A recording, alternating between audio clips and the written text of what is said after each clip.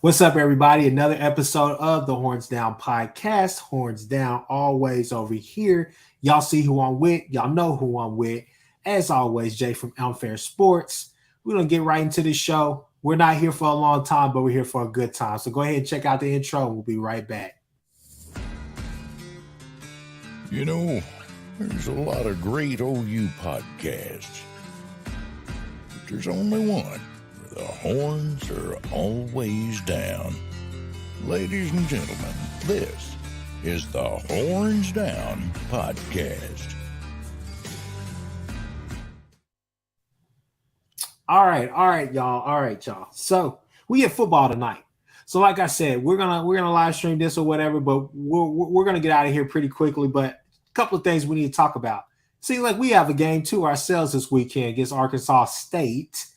And it should be a good one. Jay, I'm going to go ahead and just let you know that I've watched a little bit of film. I went back to the Ohio State game that they played last year.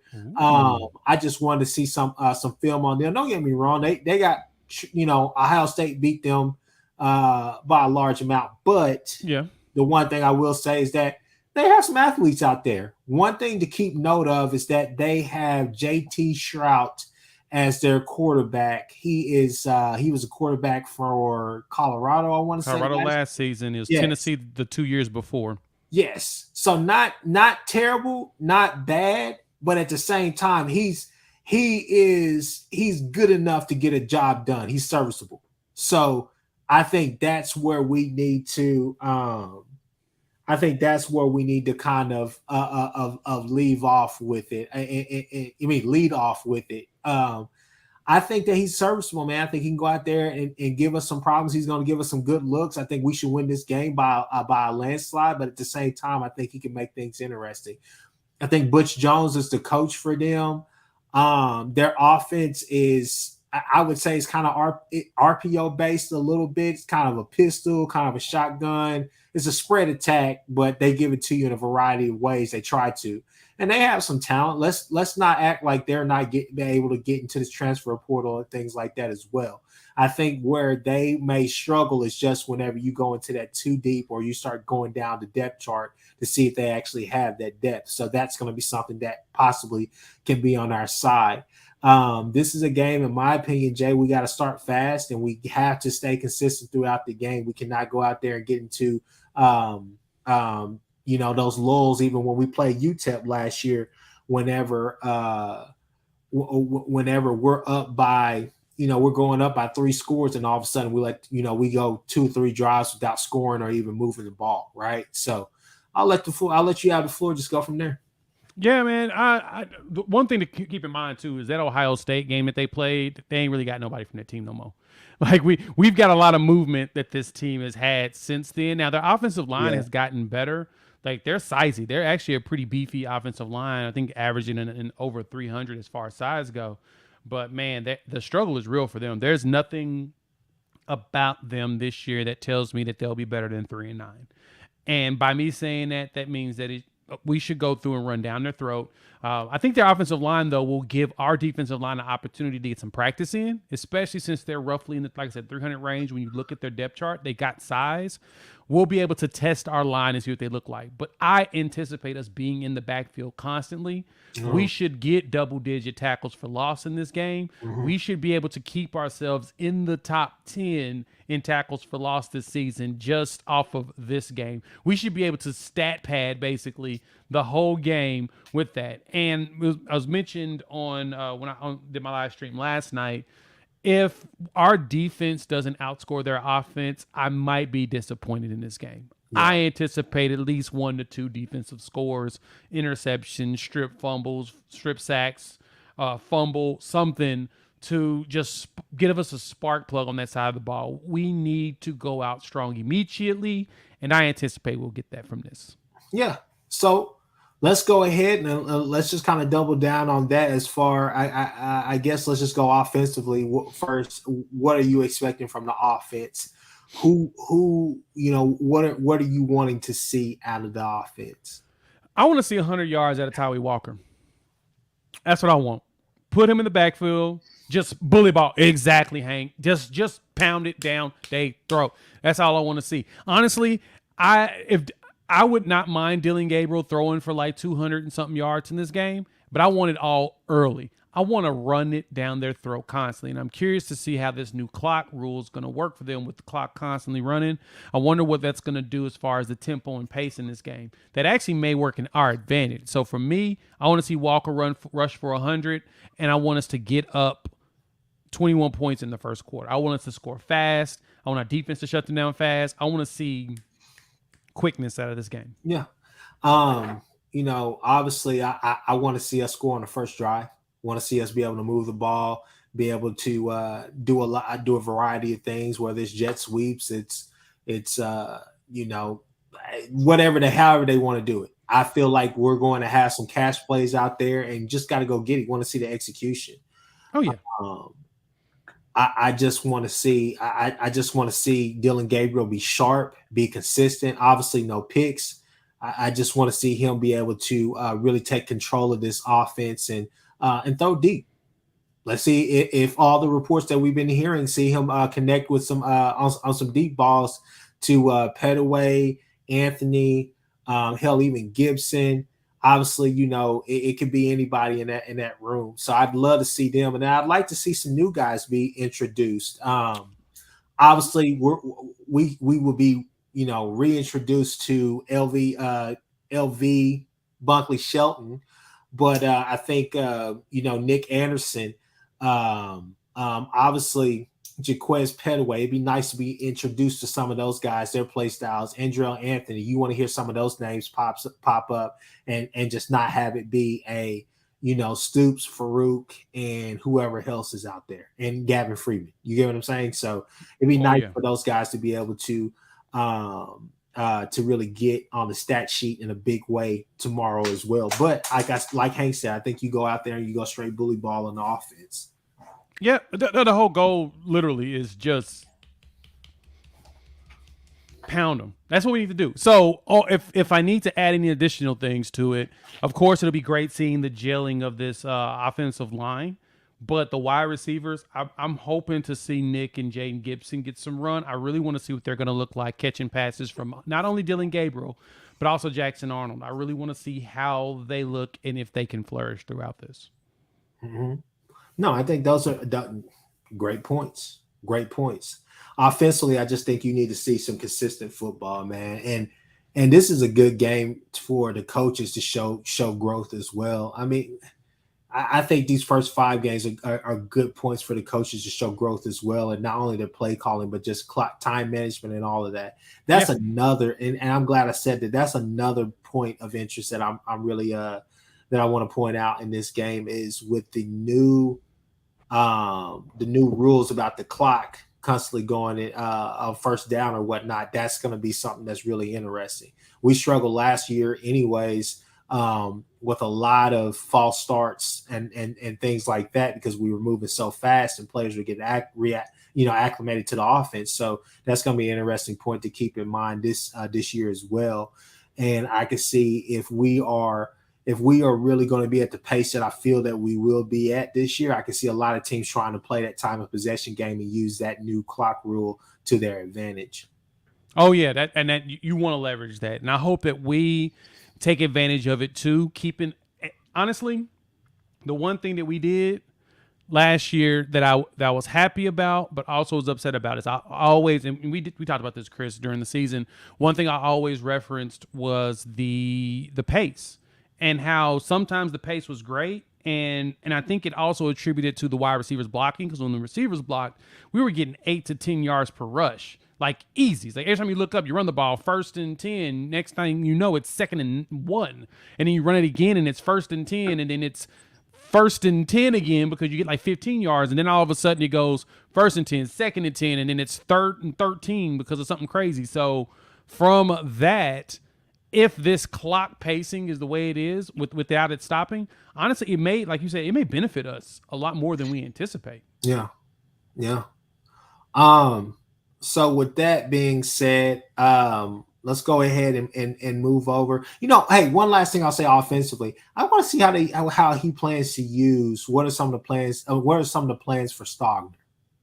Stogner was here last time. It was just kind of a dead point. It really wasn't necessarily. Obviously he had I think the whole staph infection with the knee or the leg or whatever it was. Then he went off to South Carolina. Now he's coming back.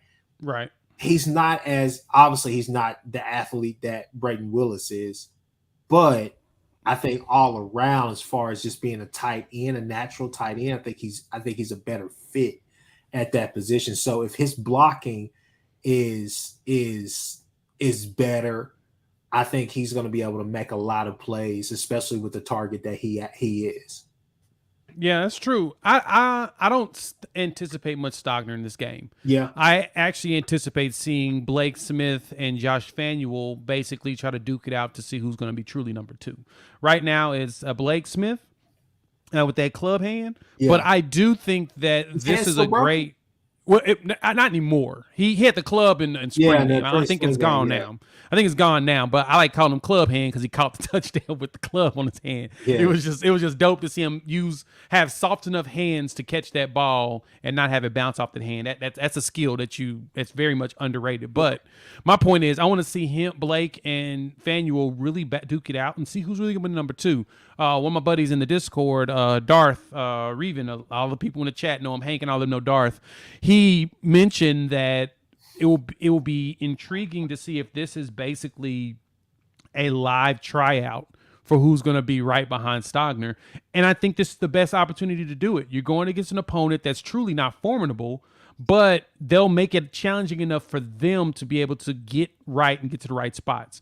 I don't see Stog playing a lot because he's really our only tight end right now. We have no one else that's proven. So put the young players out there and let them figure it out and see if it works. And then you go from there.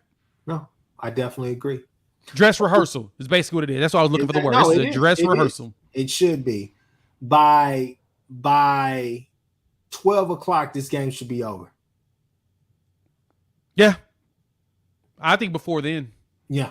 With the running clock, I'm saying 11:30. It should be 11:30, 12 o'clock, one or the other. This game should be over. So that's what I'm thinking. Defensively, I know you talked about it a little bit, but I'll give you the floor on that one. Just go a little bit into more detail as far as what you're thinking. Man, so the defense to me, first off, is that defensive line, and Hank mentioned this right there in the comments. We should be back there getting 3 to 4 sacks, maybe 5. We need to be getting all kinds of pressure on JT Stroud. We should have him seeing ghosts. He should be having nightmares in broad daylight watching our defensive linemen rush through there. This is a great opportunity for us to really test ourselves, see what we are, and kind of go from there. The other thing is that secondary. I want to see some lockdown this. If there's anything that I anticipate from this game, is this should be a shutout. I want a shutout from this defense. If this defense can give me a shutout day 1, I'm calling it top 10 defense this season. If they can't get me a shutout, I'll probably move us back into the 30 range. But if we can get a shutout, that means that they're so locked in that they're doing everything they're supposed to do to not ruin anything. They're making sure they're in all the right spots. That's what I want to see.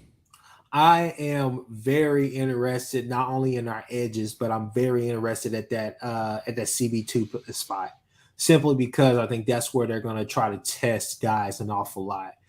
With Gentry, with Josiah Wagner, possibly, you can see them going after them early on.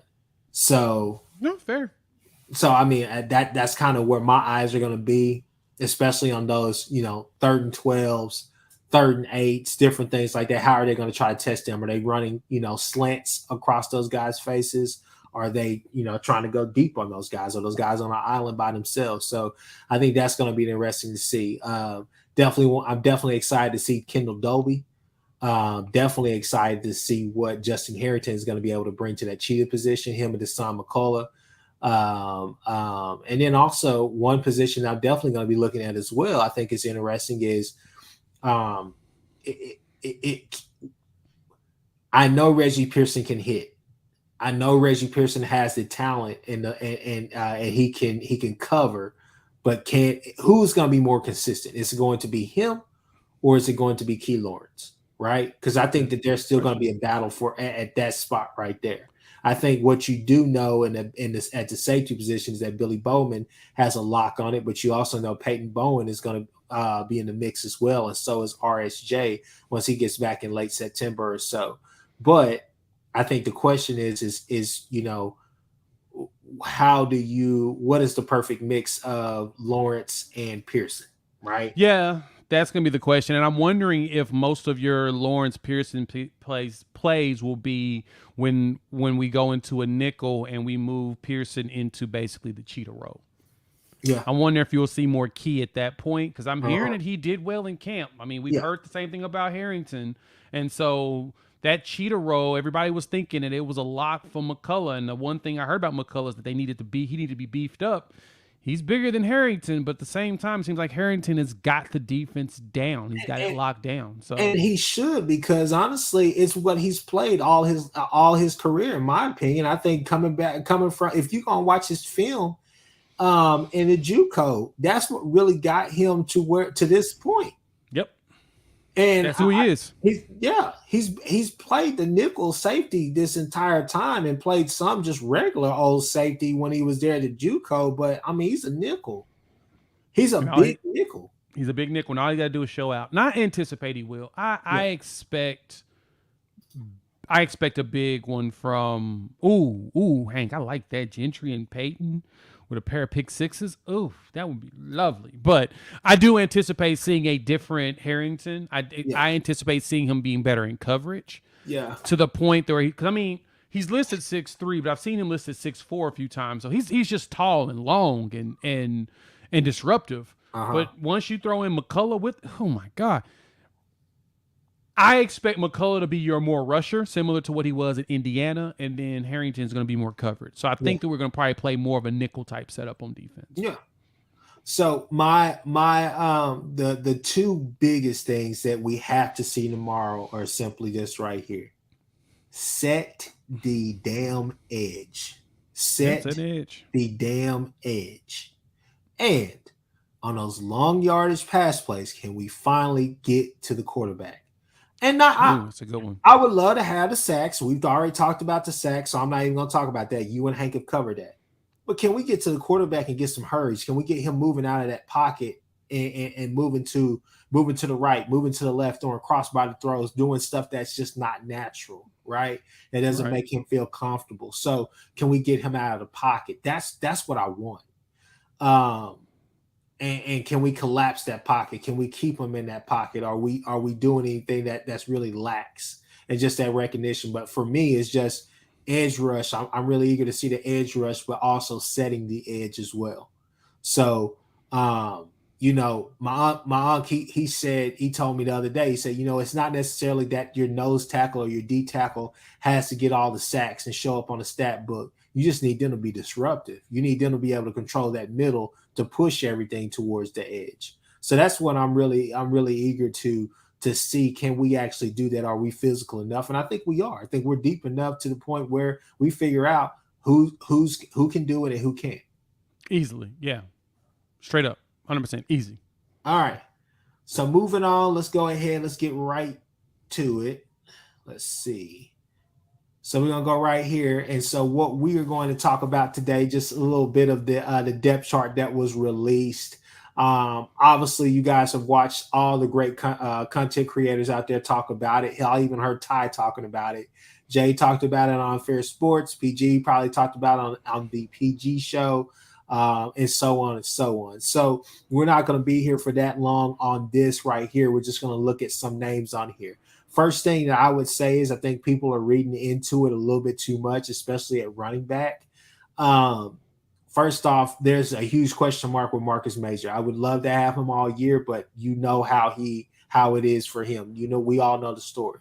Tyree Walker is a great story, but I just think that when Gavin Sawchuk and Javonte Barnes are healthy and are on your sideline, it's hard to keep them on the sideline because they're just that damn talented. We all saw what they were able to do against Florida State in the bowl game, and we know that Florida State damn near had everybody out there. So that is something to keep in mind throughout the year. I definitely think that it's a toss-up at a lot of positions. Honestly, I think you're still auditioning. I think that um, when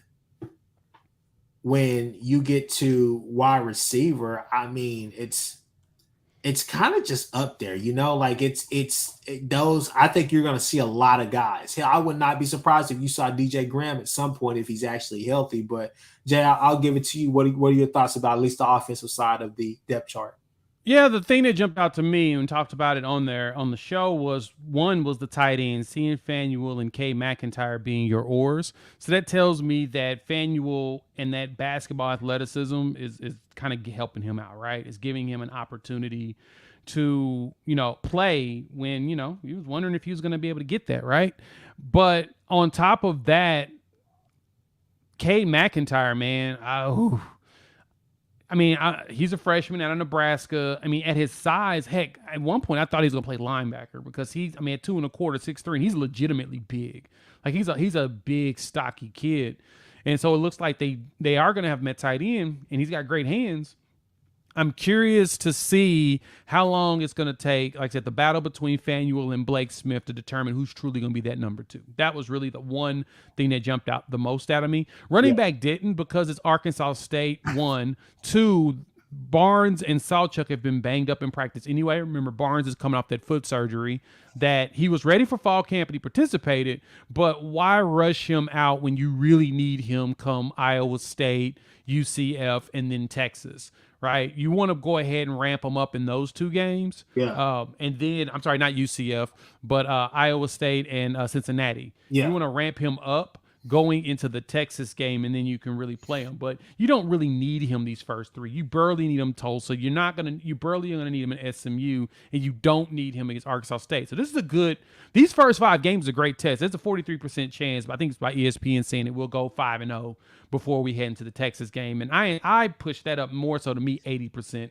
There's no reason, because of course Iowa State's dealing with their problems. Cincinnati is still trying to figure out their team. So we'll see probably this running back lineup all the way up until we get closer to probably Cincinnati's games. Probably the win. I think Big 12 plays when we'll actually start seeing more Barnes, Salchuk. Heck, I want to see Megwa if he's healthy. Yeah. I'm anticipating we'll get him next season since he's only a sophomore. We'll probably see more of him next year, but I would love to see him too. But I'm hoping that Walker can go out there with Major and get 100 yards apiece. Yep. Offensive line, I feel damn good about the offensive line. I think that line is great. Got some hog mollies up there. You got some dogs up there too. Jumping to the defensive side of the ball. One area that I'll just hover my mouse over, this area right here. I think this is definitely telling. Oh yeah, got a battle, baby. Got a battle. I heard Trace Ford was out there putting in work. Yeah, during camp. And I would not be surprised if you don't see a lot of Ford. You see more of Grimes and Stripling out there, and they're saving Ford towards what you were saying, ramping him up in like an Iowa State, Cincinnati way to get him ready for Texas. That's what I would not be surprised if that was something that they were planning to do with him. Because I think with him, it's about game management, load management. If I just take a phrase out of the NBA book right now, handbook, is just load management. I think that's something that you could possibly do with a guy like Trace Ford, but definitely eager to see him get out there as well. I think some of these positions were rightfully earned. I think that as Isaiah Coe is the same, in my opinion, as a Marcus Major, talented, but the best availability. The best ability is availability. Got to be out there on the field. And so, Isaiah Coe has been that guy that we talked about for the past 2 years that could possibly take that step, and we're just waiting on it. So with Dejon Terry, and then obviously Kelvin Gilliam, Ashton Sanders, everybody's really excited about that entire group, and they should be. So hopefully we get to see something from those guys. Oh snap! I think there we go. I think that Borthroyd, that side, I feel like that's shored up. I think the one thing that popped out to me, Jay, was that Jonah Lealu is starting, or at least is at the top of the depth chart over Jordan Kelly. Yeah, Laulu was. I anticipated him being the DT, but the good thing is that Orr there, so you're going to see both a lot. And of course, Ty Bates said this in one of his last press conferences that he wants to play 6. So his goal is a minimum of six of them playing. So if that's the case, you're going to see Lulu Kelly. You'll probably see Jacob Lacey if they feel like he's healthy enough. Then you're going to see Cole, Dejon Terry, and in a mixture of, actually, you may see Champ Sanders with Kevin Gilliam. They may be your 6. You're going to see a lot of the big boys out there. And at the nose, because we'll be probably running a lot of our 3-4, I anticipate that zero technique being full of just rotating constantly. If anybody, I anticipate all 4 of those in the zero technique to actually play. I'm looking. Man, the only other thing on this depth chart that I can really think of, Jay, is I'm not a big fan of this right here. Not at all. I love it. Jay, I'm just not a big fan of it, man. He got hurt last year doing the kick returns, man. I understand, but you can't. But you got to get your best players on the field, baby. Gotta get your best players on the field, but I feel like we got better. I want him just focused on what he's doing already, man. We need him. He's a gamer, man. No, I get it. And I was actually looking at I was reading an article actually before we got started. It was here it is on 247. Why risk another injury isn't enough to keep Billy Bowman out of Oklahoma's kickoff return? Like, it's probably one of those spots where he fought. He's like, look, give me the ball, get it in my hands, let me go. The other thing to remember though, look at that depth. Who we got right behind Billy Bowman? Right? Peyton Bowen. You got Peyton Bowen right there. Yeah. I'm talking about not the kick return. I'm talking about safety. Where the concern at. Yeah. Arguably, our best defensive player is Peyton Bowen, just because of just the natural ability that we've been hearing about him. So you let Bowman go ahead and do his thing, because Farouk is going to be the player to be able to get the ball in his hands too and be absurdly good. But I'm not super concerned on the defensive side, because I think Bowen can walk in there right behind him. Heck, honestly, you can put Bowen there. You can throw Reggie Pearson over there and move Key Lawrence right there at the free safety. You'll be fine. We're a lot deeper this year than we were last year, and they actually know the scheme. I have no concerns with him going out there, baby. I think we'll be great. And as it was stated, he's probably his best at the special teams. We didn't have special teamers back in the Riley era, remember? That was what we never did. And so, since that's the case, we're getting that now. Something that we missed. Don't get how you have CD just basically fair catch and you know what I'm saying? I'm like, man, CD is electric. Right, not playing them at all. It's like, come on, man. Let's see Lamb. Let the man play. Yeah. So, outside of that, any other thoughts? Any other grievances with this depth chart? What I do like to see, though, what I do like seeing is Josiah Wagner with the Orr with Kanai Walker, because I think with Josiah's been dealing with some injuries. That's what Teddy and them was talking about recently, and so there was little concerns about that. But Kanai's getting the opportunity to work with him, and then Jaden Rowe eventually is going to get healthy from that shoulder and be able to play. Man, that's actually got me a little bit more excited than I thought I would. I've been thinking about it over the last 24 hours, and man. Yeah, I like seeing that Kanai is going to be out there with them, but at the same time seeing that Josiah is going to get some PT. Yeah. And you see got Makari Vickers up there as well. Seatbelt Mafia. You should see a bunch of people out there this weekend, man. I'm really excited about it, especially with this depth chart or whatever when this was released. You know, it wasn't a lot of like eye poppers like it was last year. You're just like, who that? What? But right. Yeah. So, all right. So, man, obviously we got to talk a little bit of recruiting before we jump up out of here too. McKinley, man, what's going on? Man, every day something new's come down the line with McKinley, and we talked about this, of course, ad nauseum over the last 2 days, but I wanted to point this out to everybody.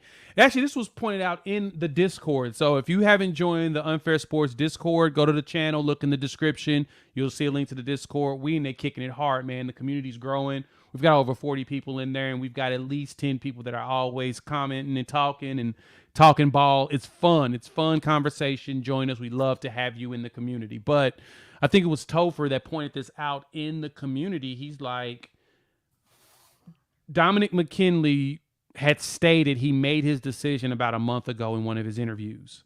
Right after Stoney made his commitment, now we're hearing that he's mulling over some teams. I think David Stone's the reason why this dude is really now considering Oklahoma hardcore. That decision looks like it has changed his mind. Because it was literally in an article on 3, it said he told them, yeah, I made my mind up about a month ago. I've already got my mind made up. Well, if that's the case, it looks like we're playing in the true sandbox. So I don't think it's hyperbole us saying that, people reporting that Oklahoma actually has an opportunity and we're battling quote unquote Texas A&M. I think it's legit.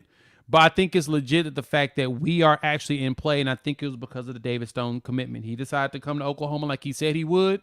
McKinley got wind of it. He tweeted at him immediately with the eyeballs. Mm-hmm. And when Topher sent that message in the Discord, I was like, I didn't think about it that way. You're probably right. And Stoney is on that peer recruiting. And because he's on that peer recruiting, bro, prepare yourself. This bad boy is going to start blowing up. Yeah. Yeah. This whole Texas A&M thing is just like, God, dog, we just can't get away from. Every time that it's like, hey, it's a done deal, this and that, or at least feels that way. Here comes Texas A&M trying to flaunt that money, man. Trying to flaunt that money. That's what they're good at, man. That's what they do to survive the game, man. They can't survive any other way. I just, hey, man, did you hear anything about their depth chart? I heard through the wire that David Stone wasn't even on. I mean, David Hicks wasn't even third string. Yeah, he's third string. And what I've heard, he ain't happy about it. I wouldn't be surprised if he ain't happy about it. But I mean, thing that you got to remember, hell, they got 5. They're like 55-star. They got like 55-star dudes, right? Yeah. I mean, a defensive line is made up of them all. So, yeah. So that was something that was interesting about that. I think Overton was low on the depth chart as well, right? Yep. I'm going to it right now to look at this because, it was not. Yeah. Let me see. Give me a second. Let me see if I can find it real quick. That's fall camp too deep. I don't want fall camp. I want the depth chart for today, for this game. Let's see if it's popped up yet. Because they play New Mexico State. Is it they play? Nope, that's 2020. Yeah, I'm searching for it now. So give me a second. But yeah, it supposedly, they not, it ain't looking good for our boy, Mr. Hicks. And that's what the conversation's been like over the last, what is that? Up here it is. Nope, that's January. That's way too far back. I need something that came out today. But yeah, keep an eye open for the fact that there's TexAgs to see if they got it on here. They ain't got it. Nobody has it posted. Yeah, they trying to hide it. They hiding it now. You gotta go to well, I was about to say Twitter. You gotta go to X to find that. Yeah, I think I might have to go dig into X real quick. Let me jump into X real quick and see if we see it. But yeah, it appears that David Hicks is not in there. Let me see if it pops up real quick for us. Because I keep seeing offense, but I'm not seeing anything defense-wise, which is what's crazy to me. It's like, why am I seeing offensive conversations, but not a single thing on defense? That is weird to me. That's very weird. Let me see. That's Incarnate Word. That's not who I want. UTEP. No. New Mexico State's depth chart. Like, literally, I'm looking through here, dog. This is hilarious. I am not finding anything about defense. I'm seeing spring stuff, but I'm not seeing nothing for the fall, man. It feels like somebody has gotten wind of all of this, and they're just like, ooh, this don't look good. Hold on. Oh, yeah, that is... It's funny because I am literally on here searching like crazy, and it is like no trace. I'm seeing offense. They just posted 247 posted offense 4 hours ago. So I'm looking at the offensive players like crazy, but I'm not seeing anything on the defense. Let me go to their board because they'll probably have it right there on their board. Oh, here it is. Found it. Let's see if I can find the article. All right, let me pull up this article for y'all. Yeah, your edges are gonna be Fadil Diggs, LT Overton, Hanai White, and Malik Sila. Yeah. And your ends are Shamar Turner and Shamar Stewart. Your nose is McKinley Jackson and Isaiah Rikes. 3-tech, Walter Nolan. Dindy is third. Wow. Behind Albert Regis. They got Mike and Will up here. This is crazy. Hold a second. Let me see if this will let me present. Because, yeah, we about to get into a conversation, folks. This is a... yeah, let me share this and see if it pops up for us. All right, go ahead and share it. Put it up on the screen. That's your 3 technique right there. As you can see right there. That's 3 technique. All right there. So Dindy's down at a third. Nolan's 290 at the 3 technique. After rating 320 when he got to College Station. So they dropped him in weight. So they're saying he's more agile. And so you see 5-star, 3-star, 5-star. You come up on nose. McKinley Jackson and Isaiah. Ooh. Later, coach. Later, coach. Jackson. Yeah. Ooh. Look at that, man. We don't see, you know who we don't see? We don't see David Hicks' name on here at all. That's why I'm saying. Mark Turner is your ends. There's 2 more 5-stars right there. Dog, they have so many 5-stars. This is absurd. And that's your edges right there. Yeah. No Hicks. No Hicks. There's no Hicks on this list. No, I'm playing. No, I'm sure he'll be in the fold somewhere. But that says a lot. That says a lot. That says everything. That says everything, dog. Yeah, everybody was saying that he's playing. He's starting no matter where he's going the next year. So, okay. I guess Texas A&M didn't believe that. I guess not. But so to end it, we're gonna go like this right here. All right. So there's 2 big games tonight. All right. Pick your poison. You got Florida State, Utah, and you got Nebraska and Minnesota as well. So don't forget about that one, guys. I know everybody's been talking about Florida and Utah, but hey, definitely want to turn over there and see what Matt Rule is doing. So and you got Joel Klatt and gosh, I'm forgetting his name. Joel Klatt and who? What's his other guy's Gus? Name? Gus, yes. Good old Gus Johnson. Gus Johnson. Good old Gus Johnson. Love him. So yeah, you got some good games coming on tonight. So Jay, with that being said, we're gonna end it on that note. Who do you have? Who you got? Give me, what? I think Matt Rule walks in there and makes it happen. I'm kidding. Minnesota's going to win that game. Rule's going to need a year. Rule's going to need a year to get that going. And PJ Fleck has been building something there. Maybe nothing super special, but he's building something. He's building a nice little culture. And the other game, honestly, I think that Utah, like Hank, I think Utah can pull it out. I'm still on Utah. I still think Utah can do it.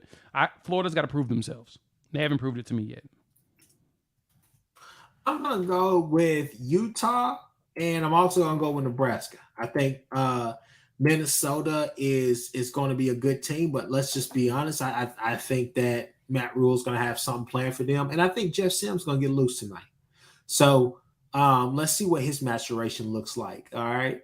I don't want to get into another spit spat with my guy here, man. We Jay, I wanted to tell you, man, I'm sorry for calling your boy a bum, but I mean he's a bum, but I'm sorry for calling him one. All right, so what we didn't even go here. We were talking about the games you talk about. We don't need to be going there. Here you go, stirring the pot, trying to start fights, brother. Why are we doing this? I'm just saying. I just wanted to apologize. Stop. You need to leave Spencer Rattler alone. Period. Okay, that's all I got to say. Okay. That's one narcotic you got to get off. But I'm gonna call Utah. I'm gonna call Minnesota. I think Fleck can still keep it going. All right. So with that being said, people, we maybe we do a live stream tonight after the games on the SEC Connect if these aren't total snooze fest or quote unquote with bum fights. So mean, it's Labor Day weekend, so sometimes you just got to do it. I know we definitely got to do something. Possibly Saturday. We'll figure it out. We'll make something happen for everybody. So just stay tuned. We'll be talking and running our mouths and talking noise. It's gonna be some fun. Just know that much. Yeah. So, with that being said, Jay, tell everybody where they can find you at, man. I know to find your boy Jay Smith, Funfair Sports. You also find me here on the Horns Down Pod. We always gonna be kicking it. We gonna make the magic happen and have us a blast this coming season, baby. We are 24 hours away. Roughly 24 hours away before we can truly celebrate and be prepared for Sooner football to kick off. We got college football tonight. We had college football last week. I don't know if it counted, but tonight's game is going to be fun. So make sure y'all have a beverage, enjoy yourselves, and we're going to have fun. And Sooner Cowboy, to answer your question, are we going to get McKinley?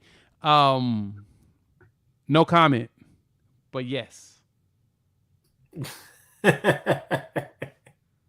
All right, folks. Y'all already know. Horns Down Podcast. Like, subscribe, share, do all of that. I think we are on our march towards 5,000. I want to say we're around a little bit over like 330 something subscribers. So definitely help us out on this channel to go ahead and get all this content so we can keep this content going your way.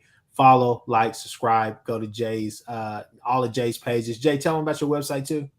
Yeah, just come over to the Discord. Just search for it. Come over to the channel. Look in the description. You'll see the link to the Discord for the invite. We just be kicking it, man. We be having a blast talking in there. So we're actually talking ball now. Somebody's blowing me up as we speak. So pull up. Hank, stop with the competitive depth. That means I got to drink something. I'll do it. All right, y'all. We out. Peace.